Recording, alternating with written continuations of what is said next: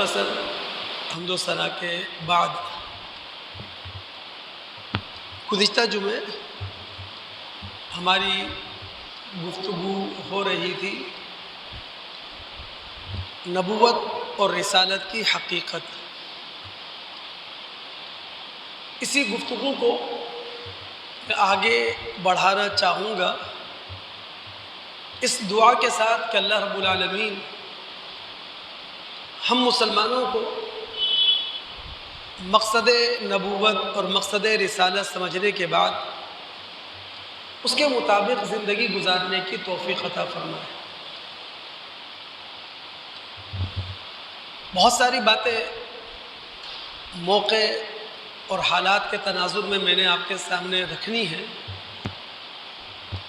بس ہمیشہ ایک درخواست آپ سے کرتا ہوں پوری توجہ کے ساتھ ایک مومنانہ قلب رکھ کر مسجد میں بیٹھیں اور بات کو سمجھنے کی کوشش کریں۔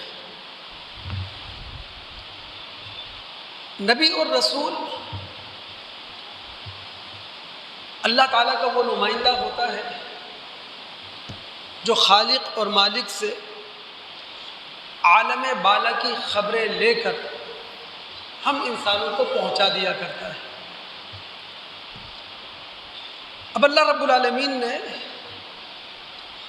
انسانوں کی رہنمائی کے لیے نبوت اور رسالت کا ادارہ قائم ہی کیوں کیا؟ اس زمینی سیارے پر ہم انسانوں کو اللہ تعالیٰ نے بطور آزمائش بسایا ہے، پھر آزمائش میں کامیابی کے لیے اللہ تعالیٰ نے بہترین فطرت پر ہم انسانوں کو پیدا کیا، علم و عقل کی دولت سے مالا مال کر کے پیدا کیا، اور اس کے بعد اللہ تعالیٰ نے ہم انسانوں کی مزید رہنمائی کے لیے نبوت اور رسالت کا ادارہ قائم کیا، اور اس ادارے کی ممبرشپ انسانی برادری کے اس حصے کو دی جو اپنی ذات میں کامل تھا اور جس میں یہ صلاحیت تھی کہ ہم جیسے ناقصوں کو بھی وہ کامل کر سکے۔ قبل اس کے کہ چند آیات کی روشنی میں ہم نبوت اور رسالت کی حقیقت کو جانیں، چند بنیادی باتیں بھی ہم سمجھ لیں۔ میں نے پچھلے جمعے بھی آپ سے کہا تھا کہ نبوت اور رسالت کا ایک ٹارگیٹ ہے، ایک ہدف ہے۔ ذاتی حیثیت میں تزکیہ نفس، تہذیب اخلاق، اور اجتماعی حیثیت میں سماجی اور سیاسی نظم قائم کرنا۔ نبی اور رسول کو ہم حاذق حکیم کی جگہ رکھ کر سمجھیں، یعنی ایک ماہر حکیم ہے، وہ اپنے مریض کو یہ باور کرواتا ہے کہ تم بیمار ہو، پھر اسے یہ یقین دلاتا ہے کہ جو کڑوی میٹھی دوائی میں دے رہا ہوں اگر اسے حلق سے نیچے اتار لو گے تو تمہارا مرض دور ہو جائے گا، تم صحت یاب ہو جاؤ گے۔ نبی اور رسول بھی ایک ماہر حکیم کی حیثیت سے قوم کے اندر اترتے ہیں اور قوم کو یہ باور کرواتے ہیں کہ وہ روحانی اور اخلاقی طور پر بیمار ہیں، اور پھر نبی اور رسول انہیں یقین دلاتا ہے کہ اگر تم میرے دیے ہوئے کڑوے اور میٹھے احکامات کو حلق سے نیچے اتار لو گے تو تمہاری اخلاقی اور روحانی بیماری ختم ہو جائے گی، اور اگر تم نے ایسا نہ کیا تو اخلاقی اور روحانی دنیا کے ہمیشہ کے مریض بن کر رہ جاؤ گے۔ نبی دین دینے میں معصوم عن الخطا ہوا کرتا ہے، دین دینے میں اس سے کوئی غلطی نہیں ہوتی۔ جو کچھ وہ خدا کے نام سے ہمیں دے رہا ہے، جو کچھ خدا کا نام لے کر وہ ہم سے کہہ رہا ہے، وہ 101% حقیقت پر مبنی ہے۔ اور نبی دین دینے میں معصوم عن الخطا کیوں ہوتا ہے؟ پہلی وجہ، وہ اعلیٰ تر فطرت رکھتا ہے۔ دوسری وجہ، اس کا نور یزدانی آتش فشاں بنا ہوا ہوتا ہے۔ نور یزدانی وہ نور، وہ روشنی جس کی روشنی میں ہر انسان شر اور خیر کے درمیان امتیاز قائم کرتا ہے، لیکن ہمارے اندر نور یزدانی ٹمٹماتا ہوا چراغ ہوتا ہے، اور انبیاء علیہ السلام کے اندر یہ نور یزدانی قدرتی طور پر آتش فشاں ہوتا ہے۔ تیسری وجہ، اگر انسانی بنیادوں پر کوئی نبی غلطی کرنے لگے تو اللہ رب العالمین نبی اور اس کی غلطی کے درمیان حائل ہو جاتا ہے۔ اسی لیے نبی دین دینے میں معصوم عن الخطا ہوتا ہے۔ قرآن میں جو آدم علیہ السلام کی غلطی کا ذکر ہے، یا موسیٰ علیہ السلام کے قتل خطا کا ذکر ہے کہ آدم علیہ السلام نے ممنوع درخت کا پھل کھا لیا تھا شیطانی بہکاوے میں آ کر۔ موسیٰ علیہ السلام نے قبطی کو گھونسا مار کر قتل کر دیا تھا۔ پہلی بات، یہ واقعات نبوت سے پہلے کے ہیں، اور دوسری اہم ترین وجہ ہمیشہ یاد رکھنے کی ہے، آدم علیہ السلام سے جو غلطی ہوئی تھی وہ نسیان کی بنیاد پر ہوئی تھی، بھول چوک کی بنیاد پر ہوئی تھی، جانب نفس سے نہیں ہوئی تھی، نفسانی خواہش کی بنا پر ان سے یہ غلطی سرزد نہیں ہوئی تھی۔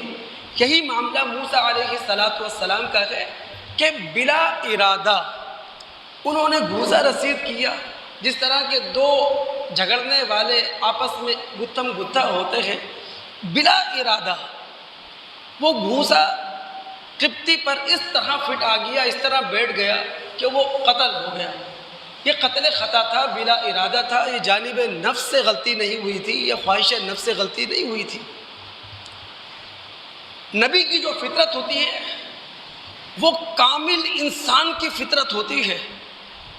سمجھیے گا بات، نبی اس کے اندر رحم بھی ہوتا ہے، اس کے اندر غصہ بھی ہوتا ہے۔ نبی الم اور رنج بھی اپنے اندر رکھتا ہے، قلق اور اضطراب کو بھی اپنے اندر محسوس کرتا ہے۔ نبی دل گرفتہ بھی ہوتا ہے، انسانی بنیادوں پر کوئی غلطی اس سے ہو جائے تو اسے ندامت بھی ہوتی ہے، اور خالق اور مالک کے دروازے پر جا کر توبہ اور استغفار بھی وہ کیا کرتا ہے۔ اور نبی انسان کامل کی فطرت اس لیے رکھتا ہے کہ نبی انسانوں کی رہنمائی کے لیے آیا ہے۔ اگر وہ کامل انسان نہ ہو تو انسانوں کے لیے نمونہ نہیں بن سکتا، انسانوں کے لیے مثال نہیں بن سکتا، وہ انسانوں کے لیے رول ماڈل نہیں بن سکتا۔ بھئی قریش مکہ نے، سرداران مکہ نے محمد الرسول اللہ صلی اللہ علیہ وسلم کی نبوت پر اعتراض کیا کہ جناب ان کے پاس فرشتہ آتا ہے، اللہ رب العالمین نے براہ راست ہمارے اندر فرشتہ کیوں نہیں بھیج دیا ہماری رہنمائی کے لیے؟ تو وہاں رب العالمین نے کہا، سورہ انعام آیت نمبر 9، اور سورہ انعام مکہ کے دور آخر میں نازل ہونے والی صورتوں میں سے ہے۔ اللہ نے کہا وَلَوْ جَعَلْنَاهُ مَلَكًا لَجَعَلْنَاهُ رَجُلًا، ان کے دعوے کے مطابق، ان کے کہنے کے مطابق اگر انسانوں کی رہنمائی کے لیے ہم فرشتے کو بھیجتے تو پہلے فرشتے کو انسان بناتے، پہلے فرشتے کو آدمی بناتے، پہلے فرشتے کو بشر بناتے، اس کے بعد انسانوں کے اندر اسے مبعوث کرتے انسانوں کی رہنمائی کے لیے۔ تو نبی انسان کامل کی فطرت رکھتا ہے۔ اور یہ بات بھی ہمیشہ یاد رکھیے، جو نبی بھی کسی قوم کے اندر آیا ہے وہ نبی قوم کا عطر تھا، وہ نبی قوم کا خلاصہ تھا، وہ نبی قوم کے محاسن اخلاق کا جامع تھا، وہ نبی قوم کی روایات کا امین تھا۔ ایک اور آخری بات سمجھیے آگے بڑھتے ہوئے، نبی ایک بھاری ذمہ داری اپنے کاندھوں پر رکھتا ہے. اس نے ایک ایک دروازے پہ دستک دینی ہے، اس نے ایک ایک دل کے دریچے کو کھلوانا ہے. بہت بھاری ذمہ داری اس پر ہوتی ہے.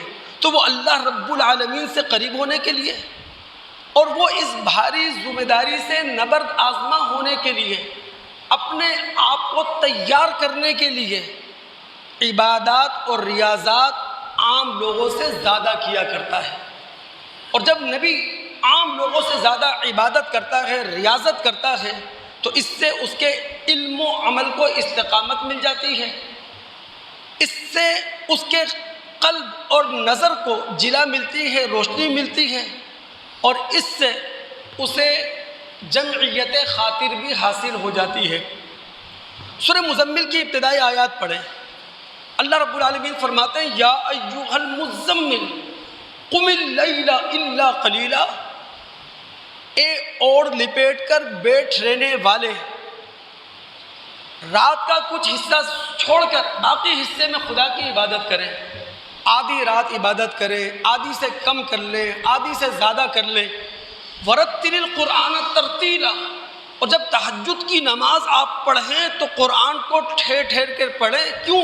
انا سنلقی علیک قولا ثقیلا، بہت بھاری ذمہ داری ہم آپ کے کاندھوں پر عنقریب ڈالنے والے ہیں انذار عام کی، کہ لوگوں کو خبردار کرنا ہے، لوگوں کو وارن کرنا ہے، لوگوں کو حق بتانا ہے، لوگوں کو سچائی کے راستے پر لے کر آنا ہے. ان چند باتوں کو جان لینے کے بعد نبوت اور رسالت کی حقیقت کو ہم سمجھتے ہیں سورہ شورى کی آیت نمبر 13 میں اتر کر. اب میں نے کہا دیکھیں ماحول پہلے سے ایک بنایا ہے. محمد صلی اللہ علیہ وسلم کے نام پر یا محمد صلی اللہ علیہ وسلم کی نبوت اور رسالت کے نام پر جو کچھ سڑکوں پر آپ کو دکھائی دے رہا ہے، جو کچھ محلوں میں آپ کو دکھائی دے رہا ہے، ہم مسلمانوں کی ذمہ داری ہے کہ آنکھیں کھول کر اپنے دل کو بچھا کر جائزہ لیں کہ آیا ہم یہ کام صحیح کر رہے ہیں یا مسلمان یہ کام غلط کر رہے ہیں اور انہوں نے غلط ٹریک پر قدم رکھ دیا ہے. مومنانہ دل کے ساتھ سنیے گا، سورہ شورى مکی سورت ہے. اللہ تعالیٰ فرماتے ہیں شرع لکم من الدین، اے محمد صلی اللہ علیہ وسلم کی امت، تمہارے لیے دین کا ہم نے وہی طریقہ منتخب کیا ہے، وہی طریقہ مقرر کیا ہے جو دین کا طریقہ ہم نے نوح کے لیے منتخب کیا تھا. اب محمد صلی اللہ علیہ وسلم کی طرف اسی طریقے سے ہم وحی کر رہے ہیں. اس سے پہلے اسی دین کی ہدایت ہم ابراہیم، موسیٰ، عیسیٰ کو کر چکے ہیں. اور اے امت محمد صلی اللہ علیہ وسلم، جو دین ہم تمہیں دے رہے ہیں وہ اس ہدایت کے ساتھ دے رہے ہیں ان اقیموا الدین ولا تتفرقوا فیہ، کہ دین کو تم نے قائم کرنا ہے، اس میں متفرق نہیں ہونا. اب چند باتیں اس آیت میں ہم نے سمجھنی ہے. پہلی بات، اللہ رب العالمین نے اس آیت کے ذریعے ہمیں یہ بتایا ہے تمام انبیاء کا دین ہمیشہ سے ایک رہا، جزوی اختلاف ان کی شریعتوں میں رہا، اس کا تعلق تھا وقت اور حالات سے. نبی علیہ الصلوۃ والسلام کی ایک روایت ہے بخاری کتاب الانبیاء میں، آپ نے فرمایا الانبیاء اخوۃ لعلات، انبیاء یہ آپس میں علاتی بھائی ہیں. علاتی بھائی انہیں کہا جاتا ہے جن کا باپ ایک ہے، جن کی مائیں الگ الگ ہیں. آپ نے کہا انبیاء سارے کے سارے یہ علاتی بھائی ہیں.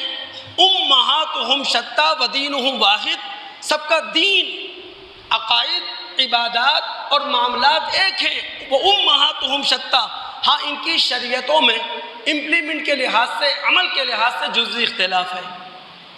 دوسری چیز سمجھنے کی، اس آیت میں اللہ رب العالمین نے 5 انبیاء کا نام لیا ہے نا، 5 انبیاء کا، محمد صلی اللہ علیہ وسلم، نوح، ابراہیم، موسیٰ اور عیسیٰ. نبوت کی پہلی کڑی اور نبوت کی آخری کڑی اللہ نے بیان کی ہے، اور نبوت کی پہلی اور آخری کڑی کے درمیان 3 انبیاء کا ذکر کیا ہے۔ نبوت کی پہلی کڑی نوح علیہ السلام اور آخری کڑی محمد صلی اللہ علیہ وسلم۔ اب آپ کے ذہنوں میں سوال ضرور آئے گا کہ جناب نبوت کی پہلی کڑی تو آدم ہے، یہاں نوح علیہ السلام کو کہا جا رہا ہے۔ تو دوستو، نوح علیہ السلام سے پہلے کی ساری انسانی تاریخ پردے خفا میں ہے، نسیم منسیہ ہے، نو کے قلم پر نہیں ہے، صفحات پر لکھی بھی نہیں ہے۔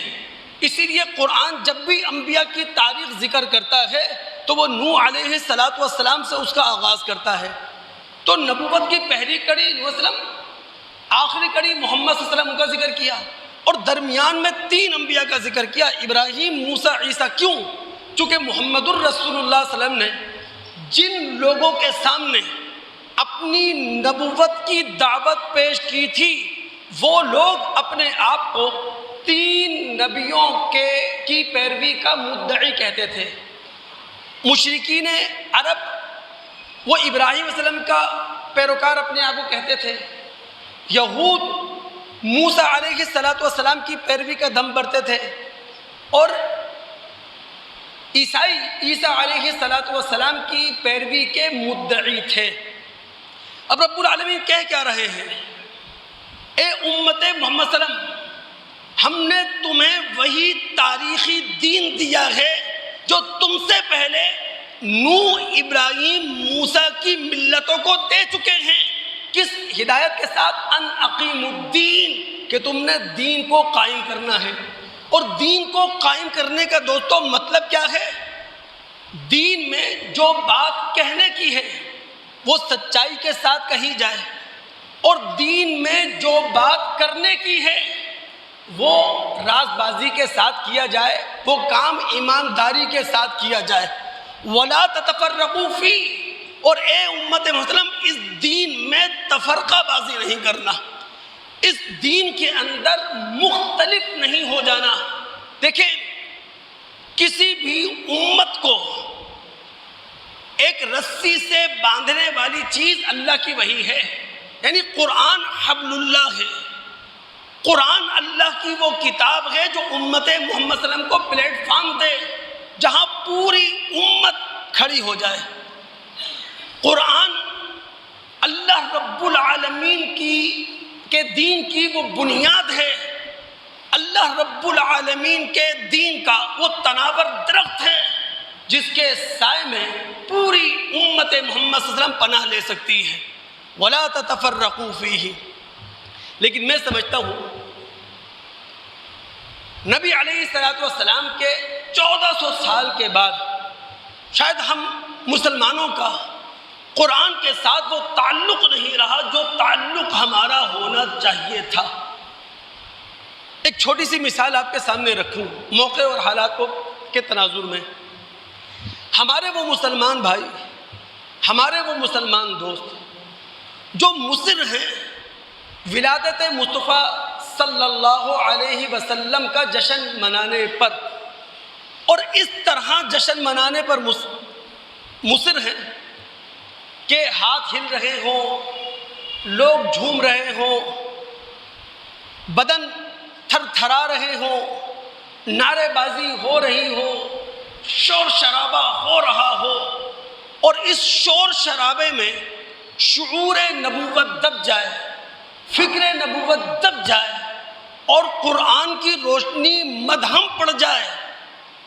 جو ہمارے بھائی، جو ہمارے دوست اس طرح ولادت مصطفیٰ صلی اللہ علیہ وسلم منانے پر مصر ہیں، وہ ایک دلیل دیتے ہیں جشن ولادت کے لیے نا۔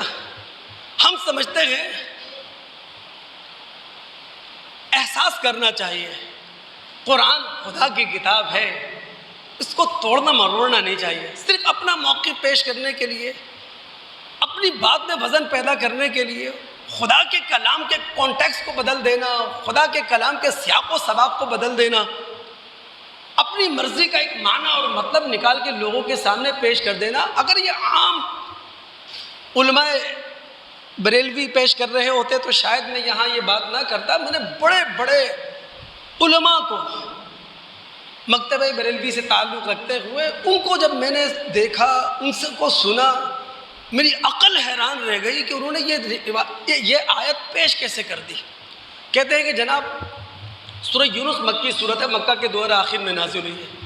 اس کی آیت نمبر 58 میں اللہ نے کہا ہے قُلْ بِفَضْلِ اللَّهِ وَبِرَحْمَتِهِ فَبِذَلِكَ فَلْيَفْرَحُوا، کہ محمد صلی اللہ علیہ وسلم اللہ کا فضل، محمد صلی اللہ علیہ وسلم اللہ کی رحمت ہے، اور اس رحمت اور فضل پر خوشی منانے والوں کو، جشن منانے والوں کو جشن منانا چاہیے. دوستو قرآن کا ایک عام قاری بھی جانتا ہے کہ یہ قرآن کے کانٹیکس میں آیت ہے. یہ آیت نمبر 58 ہے. آیت نمبر 57 پڑھیں آپ. وہ کیا ہے؟ یا ایھا الناس قد جاءتکم موعظۃ من ربکم وشفاء لما فی الصدور وہدی ورحمۃ للمؤمنین. اے انسانوں، تمہارے پاس تمہارے رب کی طرف سے نصیحت آ گئی ہے، تمہارے قلوب کی شفا آ گئی ہے، ایمان لانے والوں کے لیے رہنمائی آ گئی ہے، ایمان لانے والوں کے لیے رحمت آ گئی ہے. قرآن کے بارے میں بات ہو رہی ہے. پھر آیت نمبر 58 میں اللہ نے کہا قُلْ بِفَضْلِ اللَّهِ بِرَحْمَتِهِ، یہ قرآن اللہ کا فضل، یہ قرآن اللہ کی رحمت ہے.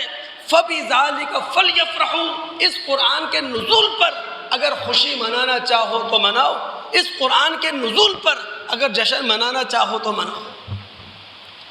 لیکن اپنی بات کو میں تو جو بریلوی مکتبہ فکر کے سلجھے ہوئے علماء ہیں ان سے ہی اس منبر کے توسط سے درخواست کر سکتا ہوں، خدا را غور کریں نا. اگر کوئی بات ثابت آپ کرنا چاہتے ہیں تو کم سے کم قرآنی آیات کا تو غلط استعمال نہ کریں نا. عام آدمی بیچارے کو معلوم نہیں ہوتا، وہ تو صرف قرآن سنتا ہے. ہماری تو حالت یہ ہے معذرت کے ساتھ، ہم صرف عربی کلمات سنتے ہیں، سمجھتے ہیں شاید یہ قرآن ہے. عام آدمی کو قرآن کا کیا پتہ. ہاں اگر آپ خوشی منانا چاہتے ہیں، جشن منانا چاہتے ہیں تو قرآن کے نزول پر خوشی منائیں، جشن منائیں اور ہر لمحے منائیں. اور قرآن کے نزول پر آپ جشن اور خوشی کیسے منا سکتے ہیں؟ اس پر عمل کر کے، اس کے مطابق اپنا کردار کر کے، اس کے مطابق اپنا اخلاق کر کے. محمد صلی اللہ علیہ وسلم کے الفاظ اگر میں آپ کو سناؤں، حدیث ثقلین ہے نا، مسلم کی روایت ہے، زید بن ارقم رضی اللہ تعالیٰ عنہ اس کی راوی ہے. ہمارے ہاں اہل تشیع اس روایت کو بہت زیادہ پیش کرتے ہیں آپ کے سامنے. یہاں آپ ایک دینی حرارت لے کر بیٹھیے گا، تمام مسالک سے بالا تر ہو کر بیٹھیے گا، تمام فرقہ وارانہ تعلقات سے بالا ہو کر یہاں بیٹھیے گا، اور اس روایت کا جائزہ لیجئے گا مومنانہ قلب کے ساتھ. زید بن ارقم کہتے ہیں نبی علیہ السلام نے کہا، ایک ایک لفظ پر غور کیجئے گا، الا ایھا الناس، الا خبردار، ایھا الناس لوگو، انما انا بشر، میں ایک انسان ہوں، یوشک ان یاتینی رسول ربی، قریب ہے کہ میرا رب کا قاصد موت کا فرشتہ میرے پاس آ جائے، فاجیب، اور میں موت کے فرشتے کی دعوت پر لبیک کہہ کر اس دنیا سے چلا جاؤں. دنیا سے جانے سے پہلے میں تمہیں خبردار کر رہا ہوں، انا تارک فیکم الثقلین، میں دو بھاری چیزیں تمہارے درمیان چھوڑ کے جا رہا ہوں. ان دو بھاری چیزوں میں سے پہلی کیا ہے؟ اولہما کتاب اللہ، سب سے بھاری چیز وہ اللہ تعالیٰ کی کتاب ہے. دوستو میں نے کہا نا، مسلم امہ کا سب سے بڑا مسئلہ اس وقت یہ ہے کتاب ہی ہمارے پاس نہیں ہے، کتاب ہی سے ہم دور ہیں. اللہ کی قسم، قرآن زندگی کا نام ہے، قرآن روشنی کا نام ہے، قرآن ایک چراغ ہے جو آپ کے زندگی کے اندھیروں کو ختم کر دے.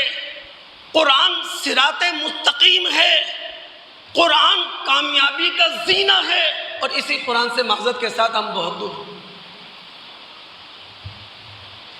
اللہ کے رسول صلی اللہ علیہ وسلم کی ولادت کی تاریخ اس پر اختلاف ہے نا، لیکن جو کچھ میں نے پڑھا ایک جھلک آپ کے سامنے اگر رکھ سکوں.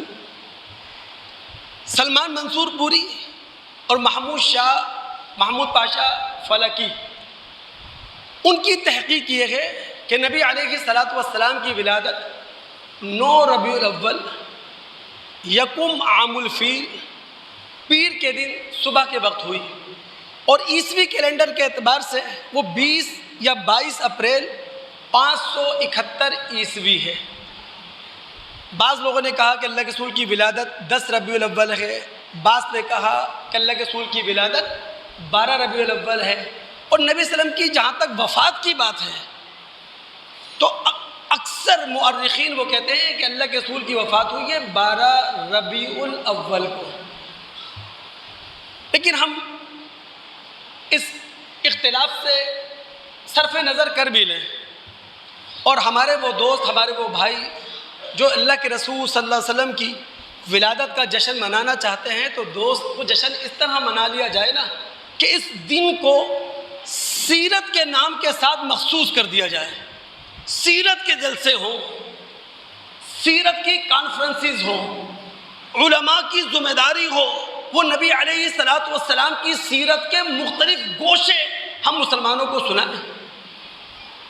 علماء ہمیں بتائیں کہ رسول نے کس طرح انقلاب برپا کیا، کس طرح زندگی کی روح ہمارے اندر پھونکی. علماء ہمیں بتائیں کہ محمد صلی اللہ علیہ وسلم کا اخلاق ہمیں کیا آئینہ دکھاتا ہے.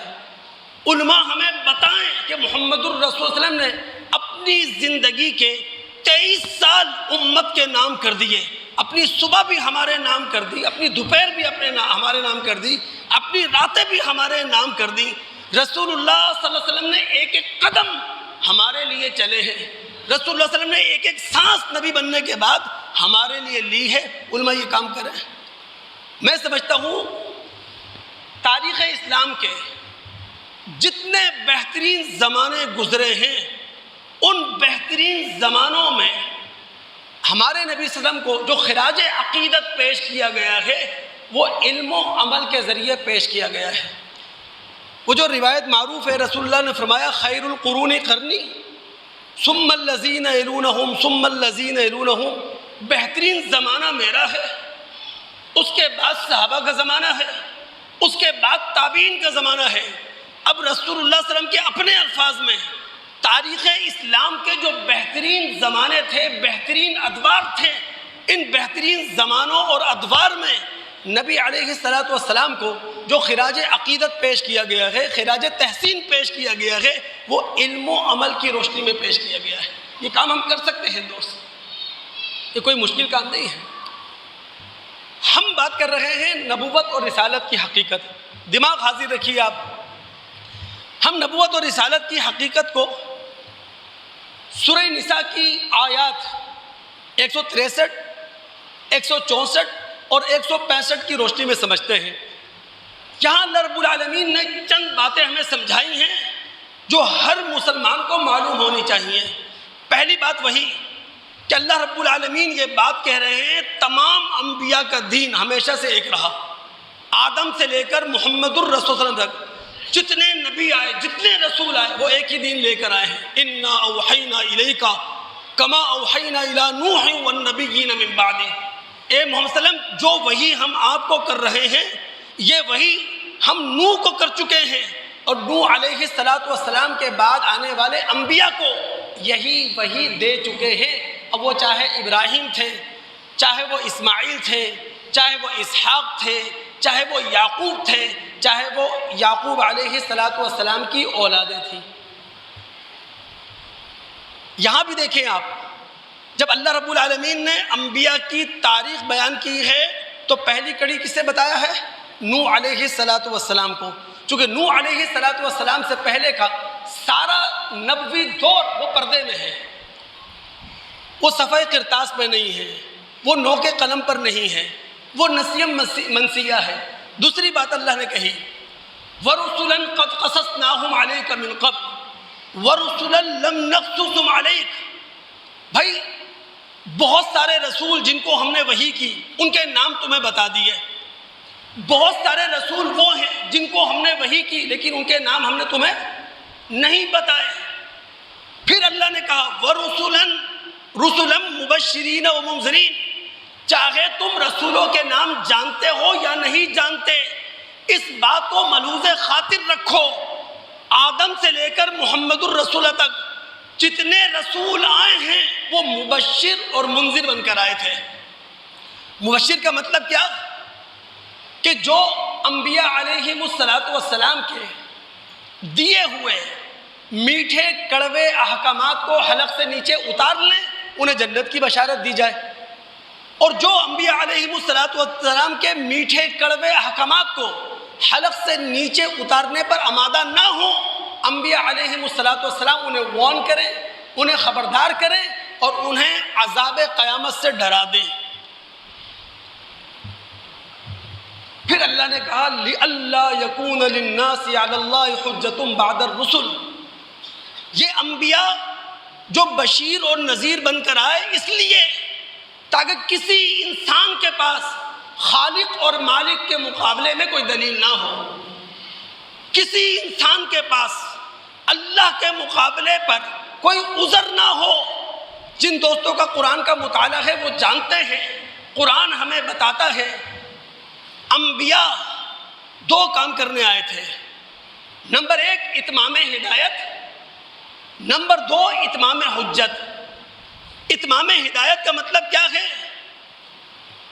انسان کی فطرت میں جو کچھ پہلے سے بالاجمال موجود ہے، انبیاء علیہم السلام اس کو تفصیل سے بیان کر دیں، اس کو وضاحت کے ساتھ بیان کر دیں۔ یعنی انسان کی فطرت میں، بھائی کوئی انسان یہاں ایسا بیٹھا ہے جو پیدائشی طور پر خیر اور شر نہیں جانتا، سارے انسان آپ جتنے لوگ یہاں بیٹھے ہیں پیدائشی طور پر جانتے ہیں خیر کیا ہے شر کیا ہے، تو جو کچھ آپ کی فطرت میں پہلے سے بالاجمال موجود تھا انبیاء علیہم السلام اس کو تفصیل سے بیان کرنے آئے تھے، اس کی تشریح کرنے آئے تھے، اس کی توضیح کرنے آئے تھے، اور انسان جو کچھ ہمیشہ سے جانتا ہے انبیاء علیہم السلام اسے اس کی یاد دہانی کرانے آئے تھے، اس کی ریممبرنگ کے لیے آئے تھے، تو اتمام ہدایت کے لیے آئے۔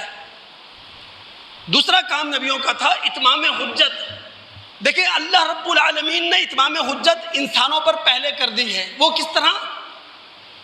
علم و عقل کی شہادت آپ کو دی، علم و عقل کی شہادت کے بعد آپ خدا سے یہ کہہ نہیں سکتے کہ ہمیں معلوم ہی نہیں تھا جھوٹ بولنا غلط ہے، ہمیں معلوم ہی نہیں تھا کسی کے حق پہ ڈاکہ نہیں مارا جاتا، ہمیں معلوم ہی نہیں تھا بڑوں کی تعظیم کی جاتی ہے نہیں کی جاتی، ہمیں معلوم ہی نہیں تھا کہ چھوٹوں پر شفقت کا رویہ رکھا جاتا ہے، ہمیں معلوم ہی نہیں تھا کہ رشتوں کو بنا کے رکھا جاتا ہے، رشتوں کو جوڑ کر رکھا جاتا ہے۔ اللہ رب العالمین نے علم و عقل کی شہادت پہلے انسانوں پر قائم کی، پھر مزید اللہ نے شہادت قائم کر دی نبوت اور رسالت کا ادارہ قائم کر کے۔ اب کوئی انسان خدا کے دربار میں کھڑا ہو کر یہ نہیں کہہ سکتا اللہ مجھے معلوم ہی نہیں تھا حق کیا تھا باطل کیا تھا، سچ کیا تھا جھوٹ کیا تھا، کس راستے پہ چلنا تھا کس راستے پہ نہیں چلنا تھا۔ تو اتمام حجت کے لیے آئے تھے انبیاء علیہم السلام۔ سورہ انعام مکی صورت ہے، مکہ کے دور آخر میں نازل ہوئی، اس کی آیات 130-31 کا مطالعہ کریں آپ۔ قیامت کا دن ہے، سارے انسان میدان میں کھڑے ہیں اور خدا کیا کہہ رہا ہے؟ یا معاشر الجن والانس الم یاتکم رسل منکم یقصون علیکم آیاتی وینذرونکم لقاء یومکم ھذا، اے انس اور جنس کی جماعت یہ بتاؤ کیا تمہارے پاس میرے رسول نہیں آئے تھے جو تمہیں میرے احکامات پہنچا رہے تھے، جو تمہیں میری ہدایات پڑھ کے سنا رہے تھے، جو تمہیں قیامت سے خبردار کر رہے تھے؟ سارے انس اور جن کیا کہیں گے؟ شہیدنا، اللہ ہم گواہ ہیں ہمارے پاس رسول آئے تھے، انہوں نے قیامت کے بارے میں ہمیں وارن کیا تھا، انہوں نے آپ کے احکامات بتا دیے تھے۔ تو نبی جو آتا ہے وہ اتمام ہدایت اور اتمام حجت کے لیے آتا ہے۔ اب آپ کے دل دماغ اگر حاضر ہے موقع کے اعتبار سے، ہمارے وہ دوست ہمارے وہ بھائی جو مصر ہیں، اصرار کر رہے ہیں کہ جناب انہوں نے 12 ربیع الاول کو جشن ولادت اسی طرح منانا ہے جس طرح ہم دیکھ رہے ہیں، ہم سمجھتے ہیں اس طرح جشن ولادت منانے سے اسلام کا کوئی بھلا نہیں ہوگا۔ ہاں یہ ضرور ہوگا کہ مسلمان اسی کو اپنے لیے شفاعت کا ذریعہ سمجھ لیں گے، اس کے بعد بے عمل ہو جائیں گے، اس کے بعد رسول کی ساری تعلیمات سے اندھے ہو جائیں گے۔ رسول اللہ نے اپنی 23 سالہ زندگی میں باپ کی حیثیت سے جو دیا ہے اسے بھلا دیں گے، بیٹے کی حیثیت سے جو دیا ہے بھلا دیں گے، تاجر کی حیثیت سے جو دیا ہے بھلا دیں گے، سیاستدان کی حیثیت سے جو دیا ہے بھلا دیں گے، چیف آف آرمی اسٹاف کی حیثیت سے جو دیا ہے بھلا دیں گے، امام کی حیثیت سے جو دیا ہے، خطیب کی حیثیت سے جو دیا ہے، مذہبی ادارے کی حیثیت سے جو دیا ہے بھلا دیں گے۔ اگر اسی طرح زور شور کے ساتھ، ہنگامہ آرائی کے ساتھ، کھیل تماشے کے ساتھ، نعرے بازی کے ساتھ جشن ولادت منایا گیا، اب ظاہر ہے اب جشن ولادت اسی طرح منانے پر اصرار ہے تو دلائل بھی چاہیے ہیں۔ اب ایک دلیل ہمارے دوست، ہمارے بھائی دیتے ہیں، وہ کہتے ہیں کہ اللہ کے رسول سے پوچھا گیا کہ آپ پیر کا روزہ کیوں رکھتے ہیں؟ تو اللہ کے رسول نے کہا وَلِدْتُ فِيهِ، اس دن میں پیدا ہوا تھا۔ دوستو میں نے کہا نا، مسلکی تعصب ایک طرف رکھیں، فرقہ وارانہ تعلق ایک طرف رکھیں، مومن بن کر بیٹھے یہاں پر۔ کیا اللہ کے رسول صلی اللہ علیہ وسلم نے اپنی ولادت کا جشن منایا روزہ رکھ کر؟ روزہ رکھ کر نبی علیہ السلام نے اپنی ولادت کا شکر ادا کیا ہے۔ اور دوسری چیز، اللہ کے رسول صلی اللہ علیہ وسلم جو پیر کا روزہ رکھا کرتے تھے نا دوست، اس کا تعلق صرف اس سے نہیں تھا کہ اللہ کے رسول صلی اللہ علیہ وسلم پیر کے دن پیدا ہوئے ہیں، بلکہ اس کی دوسری وجوہات بھی ہیں۔ روایات میں آتا ہے نبی صلی اللہ علیہ وسلم سے پیر اور جمعرات کے روزے کا پوچھا گیا تو اللہ کے رسول نے کیا کہا کہ پیر اور جمعرات کے دن اللہ رب العالمین کی بارگاہ میں اعمال پیش کیے جاتے ہیں، میں یہ چاہتا ہوں جب میرا عمل خدا کے سامنے پیش ہو تو میں روزے کی حالت میں ہوں۔ اور پھر نبی علیہ السلام نے دوستو سال میں ایک پیر کو روزہ رکھ کر جشن نہیں منایا، بلکہ ہر پیر کو نبی علیہ السلام نے روزہ رکھ کر اپنی ولادت کا شکریہ ادا کیا ہے۔ اب دلائل تو دینے ہیں نا دوست۔ اب آپ سوچیں، ابو لہب یہ واحد شخص ہے کافر محمد صلی اللہ علیہ وسلم کے زمانے میں اور محمد صلی اللہ علیہ وسلم کا رشتہ دار جس کا باقاعدہ قرآن میں نام آیا اور اللہ رب العالمین نے نام لے کر اس کی مذمت کی ہے۔ اب دلیل یہاں بھی مل گئی کہ جناب بخاری کے اندر ایک تاریخی روایت ہے، کیا ہے؟ حدیث نہیں ہے، تاریخی روایت ہے۔ چونکہ جو دوست بخاری کا پورا نام جانتے ہیں انہیں معلوم ہے غالباً اس کا بخاری کا پورا نام جو ہے وہ ہے الجامع المسند الصحیح المختصر من امور رسول اللہ وسننہ و ایامہ۔ تو بخاری کے اندر ساری حدیثیں نہیں ہوتی ہیں، تاریخ بھی ہوتی ہے۔ تو بخاری کے اندر ایک تاریخی روایت آ گئی، ابو لہب کو کسی شخص نے خواب میں دیکھ لیا، پوچھ لیا کیسے حالت ہے؟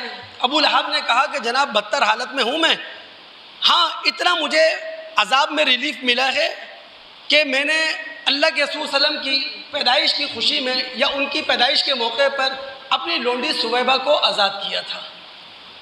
اللہ کے بندو یہ تاریخی روایت ہے، اور پھر یہاں خواب بیان ہوا ہے۔ ہم سب جانتے ہیں شریعت میں صرف نبی کا خواب حجت ہے، اس کے علاوہ کسی کا خواب حجت نہیں ہے۔ یہ تاریخی روایت ہے، قرآن کے خلاف ہے۔ آپ لے سکتے ہیں ایک تاریخی روایت قرآن کے خلاف لے سکتے ہیں؟ اللہ رب العالمین نے ابو لہب کا نام لے کر سورہ لہب کے اندر کہا ما اغنی عنہ مالہ وما کسب، ابو لہب کو اس کا مال اور اس کے اعمال کام نہیں آئیں گے۔ اور ہم سب جانتے ہیں رسول اللہ کے زمانے میں اتر جائیں، لونڈی غلام کیا تھے؟ مال۔ لونڈی غلام پراپرٹی تھے، لونڈی غلام مارکیٹوں میں خریدے جاتے تھے، لونڈی غلام مارکیٹوں کے اندر بیچے جاتے تھے۔ لیکن چونکہ اب دلیل دینی ہے، اب اس کا سر ہو یا نہیں، اس کی کوئی حقیقت ہو یا نہیں، اسی لیے دوستو میں تمام مسلمانوں سے یہ درخواست کرتا ہوں، خدا را تمہارا نبی بڑا سنجیدہ تھا، تمہارا نبی وہ نبی تھا جس نے اعتقادات کو تباہم پرستی سے بچایا ہے۔ تمہارا نبی وہ نبی تھا جس نے مذہبی اداروں کو شخصیت پرستی سے نکالا، خدا پرستی کی راہ پہ لگا دیا۔ تمہارا نبی وہ نبی تھا جس نے سماجی ظلم کو ختم کیا اور سماج کو عدل کے راستے پہ ڈال دیا۔ تمہارا نبی وہ نبی تھا جب سائنس کے میدان میں اترا، اس نے مظاہر پرستی سے ہمیں نکالا اور مظاہر کی تسخیر کے راستے پہ لگا دیا۔ تمہارا نبی وہ نبی تھا جب سیاسیات کے میدان میں اترا تو نسلی شہنشاہیت کا اس نے قلع کما کیا اور عوامی حکومت کی اس نے بات کی ہے۔ اتنے سنجیدہ نبی جس نے 23 سال کے اندر ایک بڑا انقلاب بپا کیا، عظیم انقلاب بپا کیا، اس نبی کی سنجیدگی کو ہم نے کیا مذاق بنا دیا۔ معذرت کے ساتھ کوئی دوست ناراض نہ ہو، کہیں کہیں یہاں کھڑے ہو کے اپنے جذبات کا اظہار کرنا پڑتا ہے۔ جب میں اپنے نبی کے ساتھ یہ کھلواڑ ہوتا ہوا دیکھوں گا، اس کی تعلیمات کے ساتھ یہ کچھ ہوتا ہوا دیکھوں گا تو ضرور کہیں نہ کہیں تو میں بات کروں گا، بات کرنے پر مجبور ہوں گا، اور کہیں کسی کو میری بات کڑوی لگتی ہے تو پہلے سے معذرت کر لیتا ہوں۔ لیکن خدا را پوری مسلم دنیا فرقہ پارستی سے بالا دست ہو کر تمام فرقوں کو ایک طرف رکھ کر اپنے فرقہ وارانہ مراسم و تعلقات کو ایک طرف رکھ کر نئے سرے سے قرآن و سنت کا جائزہ لے۔ ہم مسلمان ایک ہیں، ہمارا خدا ایک ہے، ہمارا رسول ایک ہے۔ اس خدا اور رسول نے ہمیں ایک بھاری چیز دی ہے، وہ ہے ہمارے پاس قرآن۔ اور دو باتیں کہہ کر اپنی بات ختم کرتا ہوں۔ یہ جو مذہب یا مذہبی شخصیات کے نام پر میلے ٹھیلے لگتے ہیں نا، یہ کسی بھی امت کے زوال کی نفسیات ہوتی ہے۔ یعنی جو امت دور زوال میں ہو اس کی نفسیات یہ ہوتی ہے میلے ٹھیلے لگے مذہب کے نام پر۔ دور زوال میں امت کو نہ علم سے شغف ہوتا ہے نہ عمل سے تعلق، دور زوال میں امت میلے ٹھیلوں پڑ جاتی ہے۔ کسے نہیں معلوم بخاری کے وہ روایت، یہودی عمر بن خطاب کے پاس آیا، کہنے لگا اے امیر المومنین، تم قرآن کے اندر ایک آیت پڑھتے ہو، اگر وہ آیت ہم یہودیوں پر نازل ہوتی لَاتَّخَذْنَاهَا عِیدًا، ہم اس دن کو کھیل تماشے کا دن بنا لیتے جس دن وہ آیت نازل ہوتی۔ عمر بن خطاب نے پوچھا وہ کون سی آیت ہے؟ اس نے کہا اليوم اکملت لکم دینکم واتممت علیکم نعمتی ورضیت لکم الاسلام دینا۔ عمر بن خطاب نے کہا بھائی تمہیں تو صرف اس آیت کے بارے میں معلوم ہے، مجھے تو معلوم ہے کس موقع پہ نازل ہوئی تھی، کن حالات میں نازل ہوئی تھی، کس جگہ نازل ہوئی تھی۔ جب کسی امت پر دور زوال آتا ہے نا تو وہ امت نبی اور رسول کو مقام انسانیت سے بلند کر دیتی ہے۔ جس شخص کی تاریخ انسانیت پر نظر ہے وہ جانتا ہے ہر فرقے نے، ہر مذہب نے یہی کیا، اپنی تاریخی شخصیت کو یا اپنے نبی اور رسول کو اپنے دور زوال میں مقام انسانیت سے بلند کر دیا۔ رام اور کرشن ان کو ہندوؤں نے کیا بنا دیا، مجوسیوں نے زرتشت کو کیا بنا دیا، عیسائیوں نے عیسیٰ علیہ السلام کو کیا بنا دیا۔ اللہ رب العالمین جب قرآن نازل کر رہے تھے، اللہ رب العالمین کی نگاہ میں پوری تاریخ انسانیت تھی، اللہ رب العالمین کے سامنے پوری تاریخ مذہب تھی، پوری تاریخ نبوت، تاریخ انسانیت، تاریخ مذاہب اللہ کی نگاہ میں۔ اسی لیے قرآن نازل ہو رہا تھا، اللہ رب العالمین نے پورے عزم کے ساتھ، پورے زور اور شور کے ساتھ نبی علیہ السلام سے اقرار کروایا۔ مکی صورتیں آپ کے سامنے پیش کر رہا ہوں۔ سورہ کہف آخری آیت، مکی صورت، مکہ کے دور متوسط میں نازل ہوئی۔ رسول اللہ سے اعلان کروایا گیا کیا؟ قل انما انا بشر مثلکم یوحا الیہ، یہ مکی صورت ہے۔ اور مکہ میں اللہ کے رسول نے اپنی نبوت کے 13 سال گزارے ہیں۔ اس 13 سالہ محنت میں صرف 200 لوگ مسلمان ہوئے تھے، اور وہ 200 لوگ جان بچاتے پھر رہے تھے۔ میں صرف یہ بات سمجھانا چاہ رہا ہوں، یہ وہ دور ہے جب اللہ کے رسول کو عروج نہیں ملا تھا۔ اللہ کے رسول آج کی طرح جگمگاتی شخصیت نہیں تھے، اللہ کے رسول آج کی طرح عروج پائی بھی شخصیت نہیں تھے۔ رسول کو جاننے والے برائے نام لوگ تھے۔ اس زمانے میں یہ قرآن کی آیت نازل ہوئی اور رسول سے اعلان کروایا گیا قل انما انا بشر مثلکم۔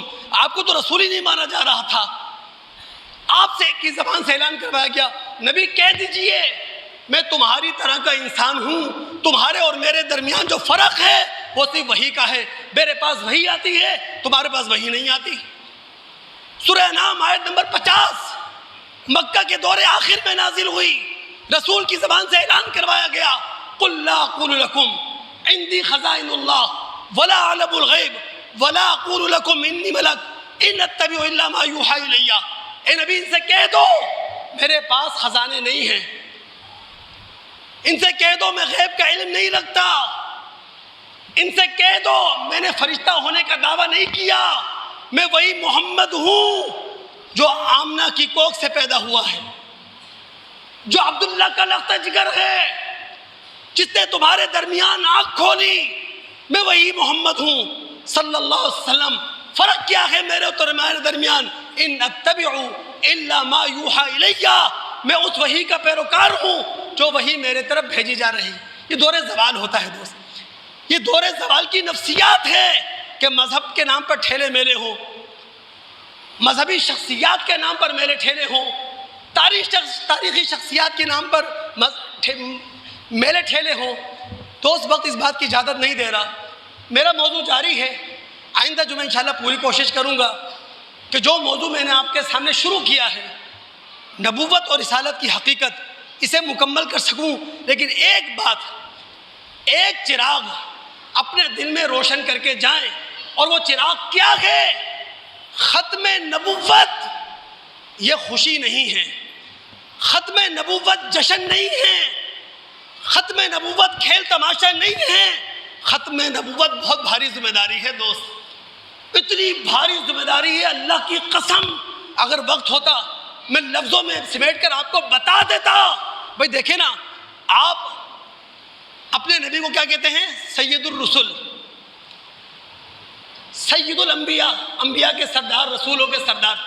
شاہ ولی اللہ صاحب فرماتے ہیں ہمارے رسول اگر انبیاء اور رسولوں کے سردار ہیں تو اس لیے آپ کی بعثت دوہری ہے۔ آپ جب تک حیات تھے آپ کی بعثت براہ راست تھی، ڈائریکٹلی تھی۔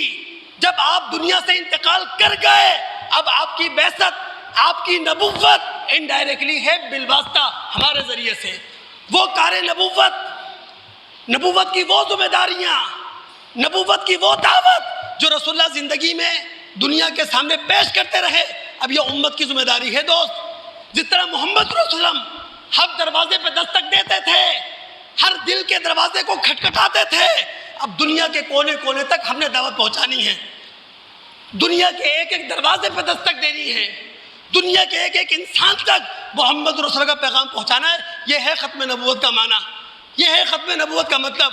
اللہ تعالیٰ سننے کے بعد سمجھنے کے بعد عمل کرنے کی توفیق عطا فرمائے۔ السلام علیکم ورحمۃ اللہ وبرکاتہ۔